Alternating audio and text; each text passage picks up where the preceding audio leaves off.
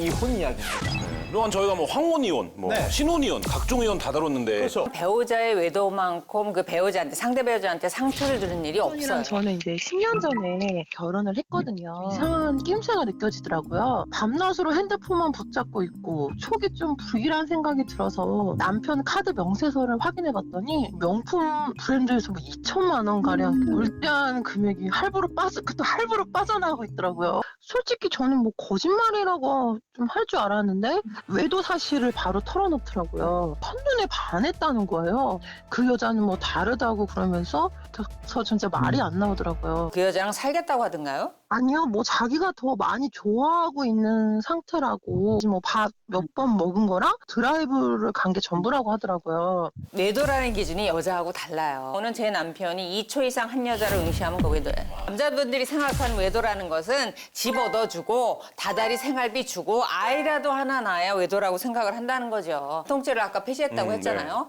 폐지하고 나서 이혼 사유가 되는 부정행위에 대해서는 대폭 완화해서 법원에서 인정을 하고 있습니다. 그래서 내용은 남아있지 않더라도 통화량이 많다든가 주고받은 문자가 많다든가 주고받는 시간이 새벽 시간대라든가 그다음에 뭐 사례에서 보면 장인어른 제사상 차리고 절하고 있는데 그때도 문자를 주고받았다든가 카드 사용 내용으로만 봐도 이혼 사유가 되는 부정행위가 명백합니다. 이거는 명백해요. 어떻게 하고 싶어요? 솔직히 남편이 잘못했다고 싹싹 빌어도 제가 용서할까 말까인데 오히려 더 뻔뻔하게 뭐 자기를 외도한 것도 아닌데 왜 자꾸 자기를 잡냐고 뭐 이렇게 얘기를 하는 거예요. 부정행위라고 하는 것은 굉장히 폭넓은 개념이어서 영혼을 뺏겨도 부정행위예요. 마음을 뺏겨도 부정행위고 당연히 몸이 갔으면 그건 당연히 부정행위고 남자들은 이상하게 이 삼위일체가 세트로 가야 부정행위라고 생각하는데 그중에 하나만 가도 부정행위 맞습니다. 그리고 아내분이 이혼소송 제기한다라고 남편분은 이혼을 피하기 어렵습니다. 외도 맞습니다. 증거들을 좀 수집을 하셨는지 궁금해요. 주고받은 메시지나 메신저를 캡처해서 확보하긴 했거든요. 남편분이 유부남이라는 걸 알았다든가요? 알고 있었어요.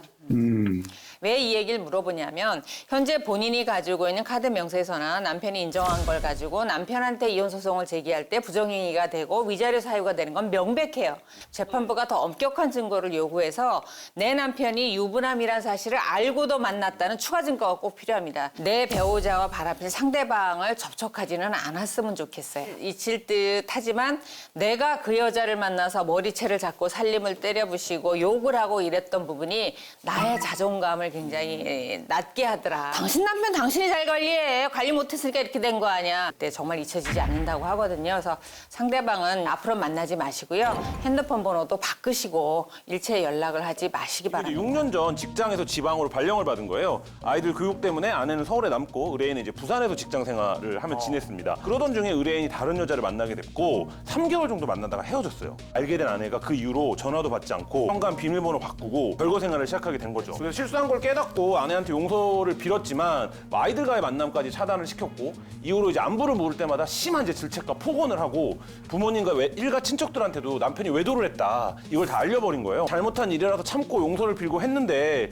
이제 이렇게 시간이 지나다 보니까 아내가 원망스러워지기 시작하는 거죠. 그 아내는 네 뜻대로 이혼해주고 싶지 않다 이렇게 이제 못을 딱 박아버린 거죠. 이제 3년간 아이들 얼굴조차 보지 못했는데 그게 너무 억울하고 이거를 이제 참고 견뎌야 하냐. 이혼 소송을 제기하고 싶어 하신다라고 하면 저는 말리고 싶고요. 3년 동안 이러고 계신 거는 진정한 사과를 받지 못했고 남편이 반성하지 않았다는 생각을 하는 거고 아내분의 이제 의사 표현이에요. 외도가 발각됐을 때 문을 잠그고 아이들을 못 보게 하고 왜냐하면 남편이 가장 고통스러워할 테니까 아이를 못 보게 하면 이거는 좀 더 진지하게 사과를 하셔야 됩니다. 사과를 어떻게 해요?